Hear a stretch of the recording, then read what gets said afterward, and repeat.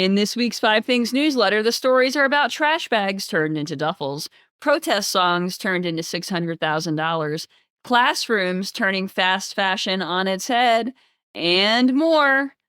But if you want to get those stories, you've got to subscribe at 5thingsdei.com because this podcast is now focused exclusively on good vibes leadership. Hey there, I'm Bernadette Smith. Whether you're in between meetings or on a quick commute, welcome to Good Vibes Leadership. This show focuses on playful, inclusive leadership through micro lessons you can actually use. My goal is to help you connect authentically with your team and clients and create a world where everyone actually wants to show up. Lead with joy, build for everyone. Let's go. So let's get into the Good Vibes Leadership for today. Okay, folks, I love to challenge myself. I love to explore different creative outlets and find different stages that I can play on. As much as I love being a professional speaker, sometimes, it's fun to get on different kinds of stages. So last year I took a stand-up comedy class and started having some fun with stand-up. This year I'm taking an improv class. And, improv it's hard, first of all. It is really hard to not really know what you're going to say in any given moment. It feels like so much pressure. And am I even going to be funny? Maybe I'll have the words, maybe I'll come up with something, but is it going to be funny? So it's a lot of cognitive overload that can happen when preparing for improv.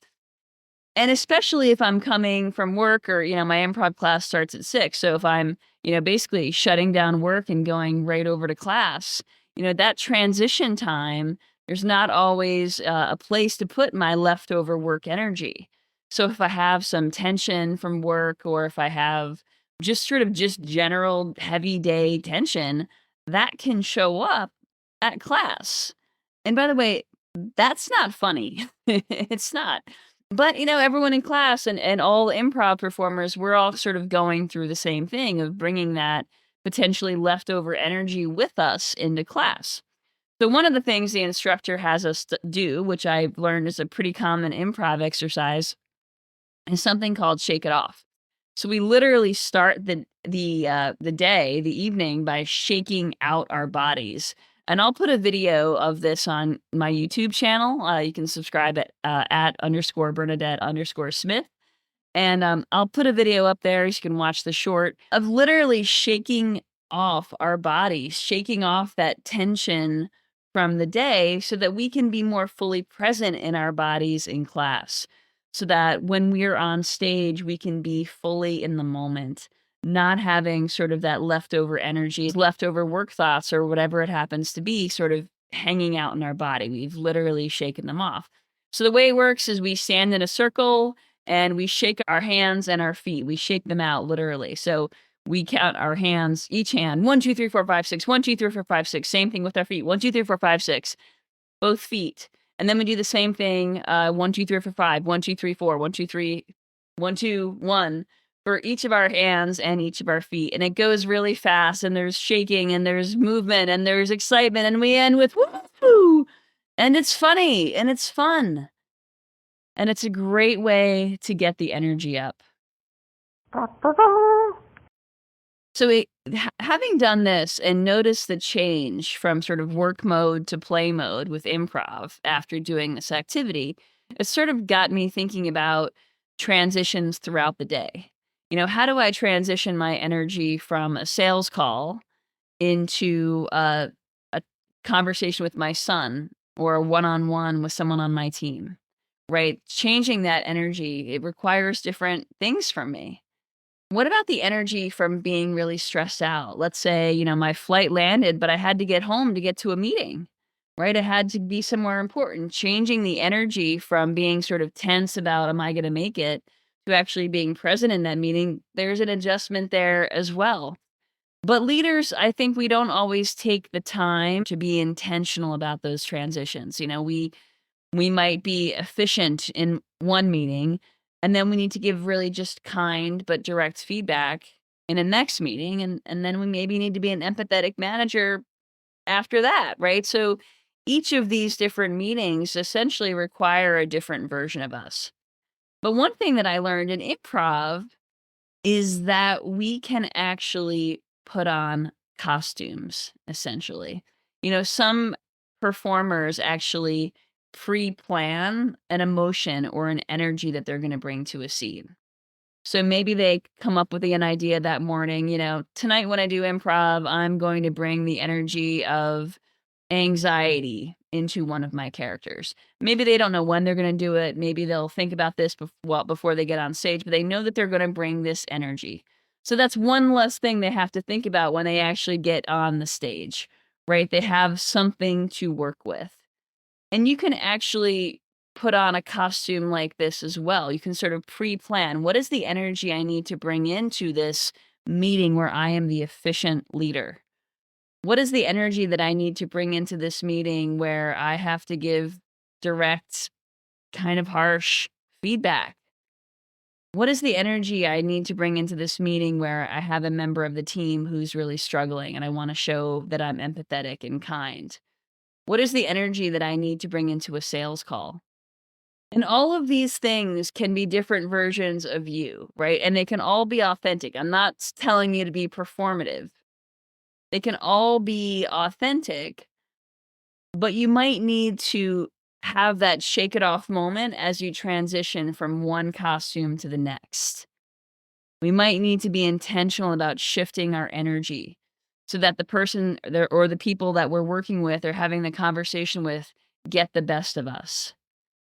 If we bring that leftover energy from one meeting into the next, there can be a mismatch. People can read us wrong. They can make assumptions about our intentions.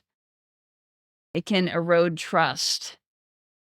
So bringing that leftover energy, it's important to get rid of that leftover energy so that we can truly bring our best when it comes to the folks on our team. And actually, that's a way of showing them respect. So I want you to look at your calendar for tomorrow. And as you look at your meetings for the day, think about the types of transitions, energetic transitions you're going to need to make from one meeting to the next. How do you shift your energy to get ready for that next meeting? What is the costume you need to put on so that you can be fully present in each of those meetings? And again, it's not about being performative. It's about being aware that it's when you have intentionality about this, you can really give your best to the folks on your team. And make this a playful thing, by changing your costume, by changing your energy, you can have play in it.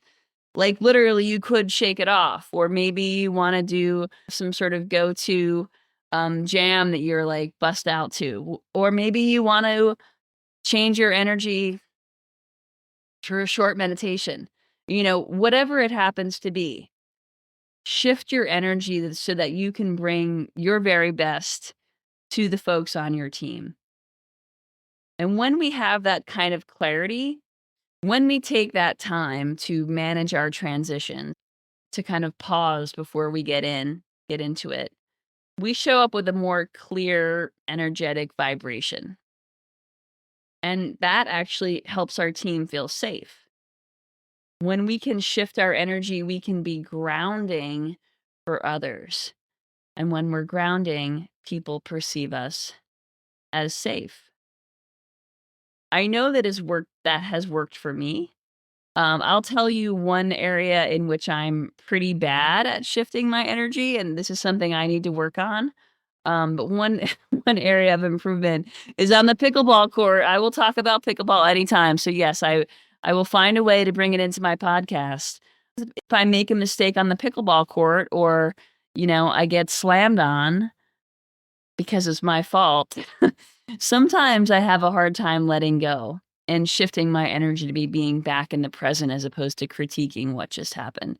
So I need to shake it off on the pickleball court, but I've gotten a little bit better at it from one meeting to the next. So folks, I want you to think about how this can play out in your world. Where do you need a costume change from one meeting to the next, in tomorrow's meeting, and in the meeting the day after that? Maybe come up with a ritual that's going to be your version of shaking it out before the next meeting.